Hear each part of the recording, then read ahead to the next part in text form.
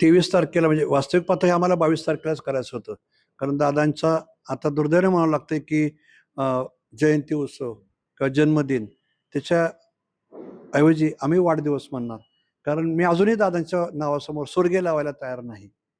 आणि मग ते चिरंतन स्मारक बारामतीमध्ये व्हावं, हा कलादालन आणि कलादालनासमोरील तिरंगा हे जे सर्कल आहे, हा त्यांचा आवडता स्पॉट. त्याच्यामुळे त्याच ठिकाणी हा पूर्णाकृती पुतळा उभा करावा. मी फेब्रुवारीमध्येच ते साधारणपणे माझं मनोगत व्यक्त केलं होतं. 2-3 मनोगतं व्यक्त केली. त्यातलं एक आहे, की ते करावं. हा ब्रॉन्झचा पुतळा 10 फूट उंचीचा आहे. पुतळा पूर्ण झालेला आहे. या संदर्भात लागणाऱ्या कला संचालनालय, वास्तुशास्त्रज्ञ सगळ्या परवानग्या, कायदेशीर बाबी पूर्ण केलेल्या आहेत. आणि मग मी एक पुतळ्याचं उद्घाटन, अनावरण हे विषय आता म्हणजे समोर नाहीत, शब्द नको आहेत.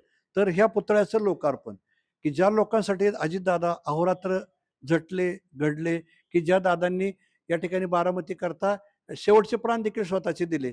तर त्यांच्यासमोर दादांची प्रतिमा परत जावावी. कारण या ठिकाणी नटराज नाट्य कला मंडळाच्या कार्यालयामध्ये आपण बघितलं असेल, की सिलिकॉनचा एक छोटा पुतळा आहे. लोकं फोटो प्रदर्शन पाहिल्यानंतर आई-वडील मुलांना घेऊन येतात, मुलं पाया पडतात, दर्शन घेतात आणि तेच दर्शन लोकांना आता कायम लाभावं म्हणून हे पुतळा ही संकल्पना आहे. कारण पुतळा उभा करणं, प्रतिमा उभा करणं म्हणजे प्रेरणा देणं. आपण कुठल्याही आपल्या जे आपले दैवत आहेत त्याच्यासमोर जातो. आपल्याला काय की एखाद्या निर्जन स्थळी बसण्यापेक्षा समोर आपलं दैवत असल्यानंतर एक वेगळी ऊर्जा मिळते. तशीच ऊर्जा दादांच्या पुतळ्याच्या माध्यमातून सर्व बारामतीकरांना मिळेल अशी माझी खात्री आहे. दादा जे कॉमन साधं राहत होते ते, दादांनी कधीही म्हणजे पोशाखाचा बडेजावपणा केला नाही. आपण बघितलं अलीकडच्या काळात फंक्शनल, पण जे दादा साधं राहत होते, की फंक्शनली कुठेतरी जॅकेट घालायचे, पायामध्ये चप्पल, शर्ट पायजामा हीच वेशभूषा आहे आणि कायम हातात कागद आणि चालताना पायाचं स्पीड. ते साधारणपणे चित्र डोळ्यासमोर असल्यामुळं तीच प्रतिमा दादांची पुतळ्यामध्ये आपण साकार करतोय. काही नाही 40 वर्षाचा इतिहास आठवणी काढल्यानंतर अजूनही सुन्न होतं आणि मन तयार होत नाही, की दादा नाहीयेत.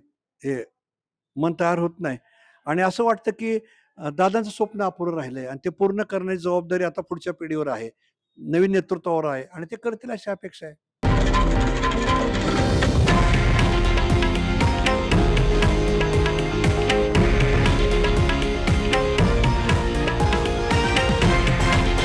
हे आहे देशातील नंबर 1 न्यूज नेटवर्क आणि आपण पाहत आहात TV9 मराठी, एकमेव.